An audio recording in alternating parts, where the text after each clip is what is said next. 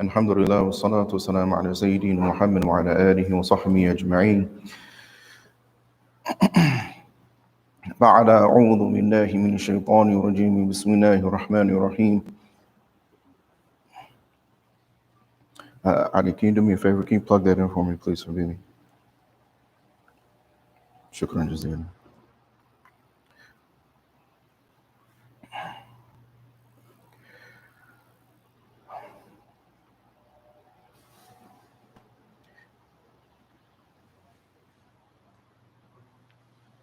There is a theme which is carried out through the entirety of the Quran, as well as the hadith of Nabi sallallahu alaihi wasallam. So when we say that, it means that what? We say that the theme carries through, meaning that it has to do with everything. Meaning every ayah, every hadith. So it's not about necessarily reciting one particular ayah or one particular hadith. It's about all of them.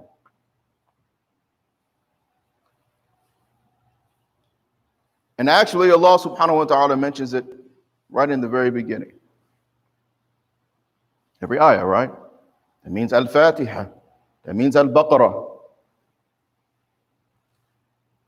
And that is the understanding and the presentation of Rasulullah sallallahu alaihi wasallam of perspective. The perspective of the Akhirah. What's the big picture? Right?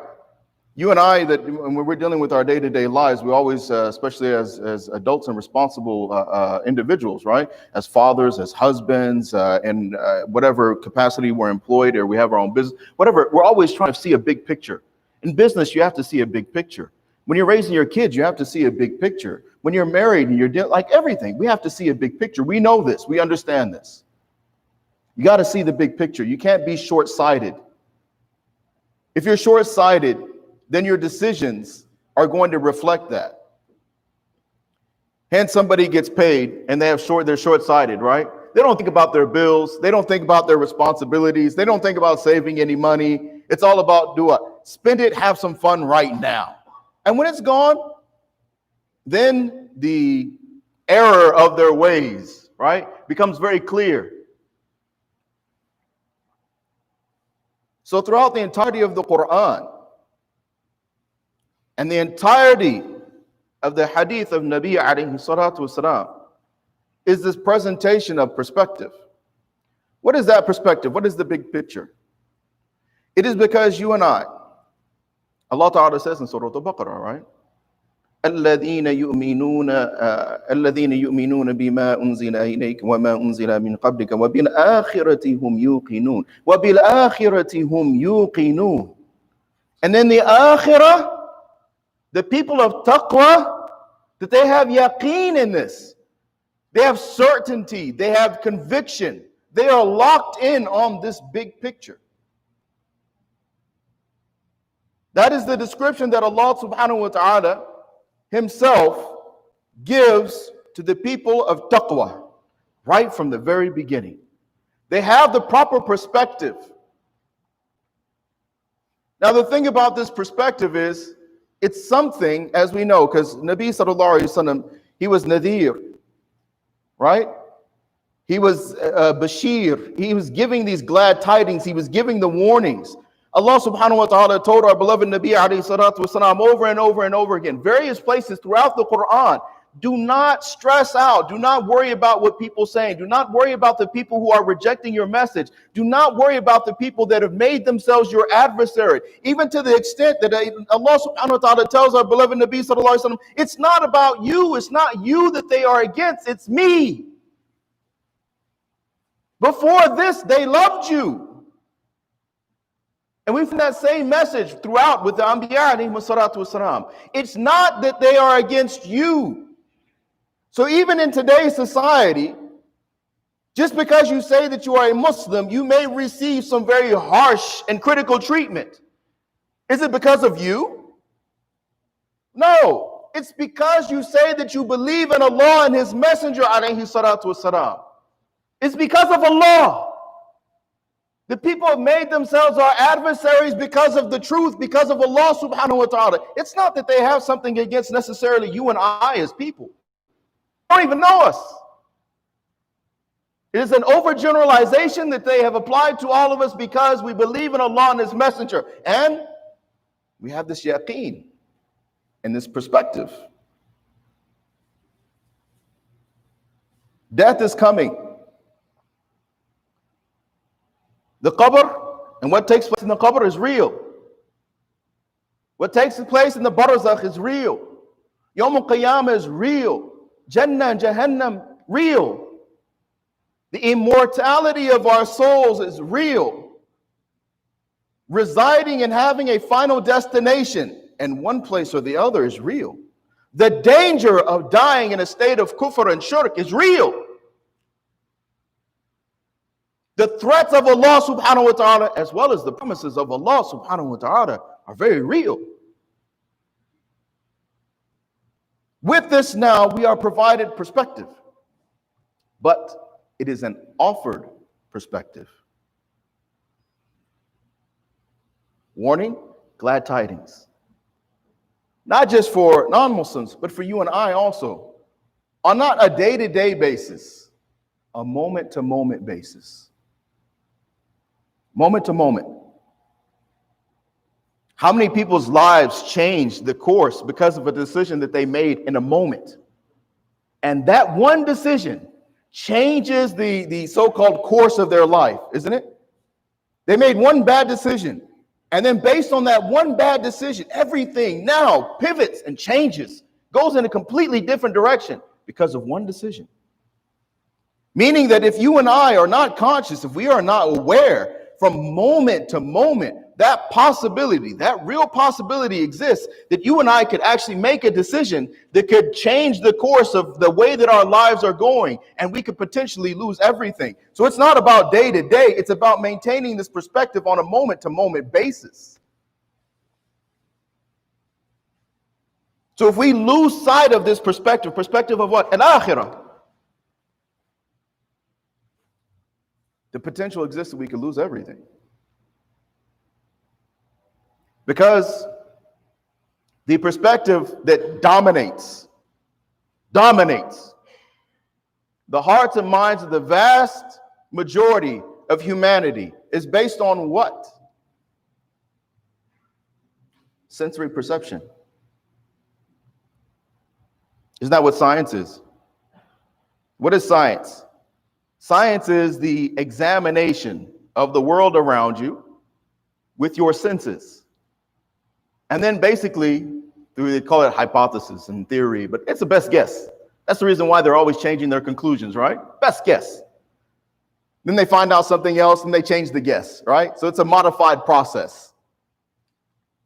But it's based on sensory perception. It's what you hear, it's what you see, it's what you taste, it's what you smell, it's what you feel. Even to a certain extent, like, for instance, the field of psychology, which is also a science, they're now going to take in consideration now your internal emotions and feelings and your psyche, everything, right? So what you are experiencing, if you're going to wrap all that up, what you experience in this life, that is a perspective. So if my life is about this perspective of my feelings and my experiences, then I will seek validation through that. I will make my decisions through that. I will establish my priorities through that. And I will become susceptible, open to all the trappings, all the pitfalls that come along with that perspective. Meaning what? If I'm following that perspective, right? Now, whether that's, subhanAllah, pick your major sin. Pick your sin, right? The madhmumat, the sicknesses that exist within the heart, right? Greed, and I want money, and I want power, and I want status, and I want position, and I want validation. Right? I want to find the value of my existence to be established by means of this dunya and the people therein, by creation itself. drugs, alcohol, food, intimate relations, whatever it is. As you and I both know, there's a whole cornucopia of possibilities, right? That the human being can get lost in. Again, the trappings. وَمَا الْحَيَاةُ الدُّنْيَا إِلَّا مَتَاعٌ غُرُورٌ. It's all deception. But when you're talking about a deception, what are you being deceived from? Because deception means that now that there is a truth, and now you have become deluded, or you have been fooled into believing that something other than that is the truth. It's a lie. That's the whole point of deception, right?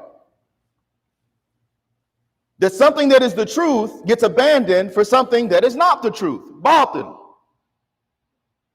It's the whole point. So what happens is what the truth is what? The truth is the perspective of the Akhirah. The truth is our meeting with Allah subhanahu wa ta'ala. The truth is what comes through our beloved Nabi alayhi salatu wasalam. The Quran and the Sunnah of our beloved Nabi Muhammad sallallahu alayhi wasallam. That is the truth. Our Aqidah is the explanation of the truth and reality. This is what we become deluded from. This is where the deception takes place. We fall into the trappings of money and power and name and fame and goals and ambitions and dreams. And we forget about the reality of our own mortality. That we're all dying. And every last one of those pleasures, it does what?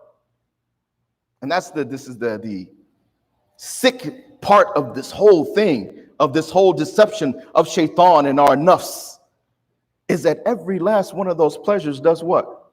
Fails us. Your youth, and then it's gone. Name and fame, you get your 15 minutes in the spotlight, then next thing you know, guess what? They move on to the next, the fickle masses, right? They move on. The money, you may get the money, but then you buy the things that you want, and then you end up spending it becomes a whole thing in and of itself, a preoccupation in and of itself, that what? The maintenance of the things that you bought. You bought them, now you got to take care of them. Right? You get the money, and now everybody's coming to you. You got family members and friends and cousins and dozens, and everybody's coming to you now, because why? Because you're now their personal savings and loans. Right? You're well off. Don't you love us? How come you don't give us sadaqah? Right? Comes the guilt trip. Then the family members are also, you have more money. So now they want to spend more. So then the lifestyle starts increasing. So now I got to make more to do what? Keep up with that lifestyle. And then as you do, you now, again, preoccupation. Now you're trying to make more money to do what? Keep up with that lifestyle. But then when the more money comes in, then your family members see it, they want to spend more. So it's, again, this not progression, but regression. You end up losing ground. Whatever pleasures, the sensory pleasures, right? The intimate relations, there's drugs, there's alcohol, whatever. Afterwards, how do you feel? You're miserable. You're miserable, and now it's about like doing what? Chasing that addiction. Because it's all about addiction. That's the deception. We are going to be the abd of someone. We are going to be the abd of Allah subhanahu wa ta'ala, and we are going to submit to what Allah wants, or we are going to become the abd of our own nafs, our own desires of shaitan. And that master is a deceiver. This perspective that you and I are being offered in the Quran, in the Sunnah of Rasulullah sallallahu alaihi wasallam, it is something that we have to accept and we have to submit to. It is something that now we have to understand that there are conditions that comes along with at least the verbal acceptance. I have to change my life. I have to change my lifestyle, because that's how I'm going to find out if I am true, if I am sincere or not. Because I'm saying that I'm accepting this truth, I'm accepting this perspective, I'm accepting this reality, but now me, not other people, me.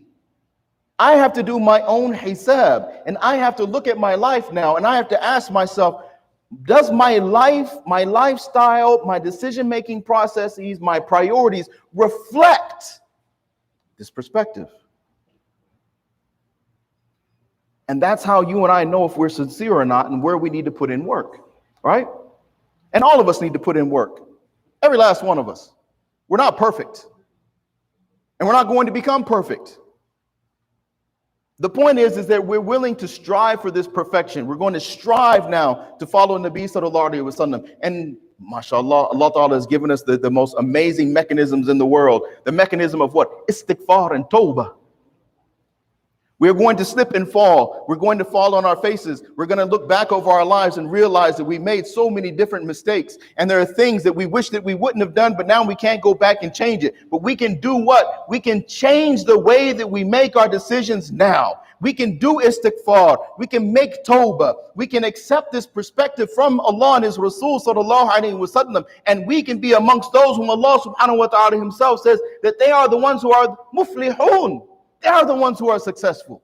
Because what? Right in the very beginning, associated with the Quran itself, الَّذِينَ يُؤْمِنُونَ بِالْغَيْبِ. It is not about your sensory perception. It is not about your experiences in this dunya that are related with what you can see or what you can taste, or what you can hear, or what you can touch, or what you can smell. It is about what you are taking directly from Rasulullah sallallahu alaihi wasallam. It is wahi min Allah subhanahu wa ta'ala.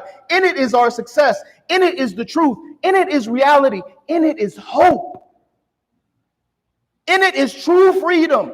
In it is real social justice. In it is eternal success.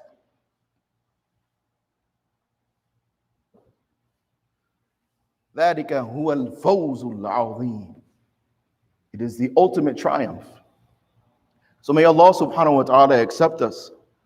And may Allah subhanahu wa ta'ala make this perspective of the Akhirah, our meeting, our inevitable meeting with Allah subhanahu wa ta'ala, fix it firm in our hearts to the extent that now that it changes the way that you and I think, that you and I experience this life, the way that you and I make our decisions, the way you and I establish our priorities, the way you and I treat one another, the way that we prepare for that inevitable death, Malakul Maut, that meeting with Malakul Maut. And may Allah subhanahu wa ta'ala forgive us for all of our shortcomings. May Allah subhanahu wa ta'ala plant our feet firmly in the footsteps of Rasulullah sallallahu alaihi wasallam. And may Allah ta'ala guide us and use us as a means of hidayat for the whole of the humanity. Jazakumullah khairan jaza wa akhiru da'wana and alhamdulillahi rabbil alamin.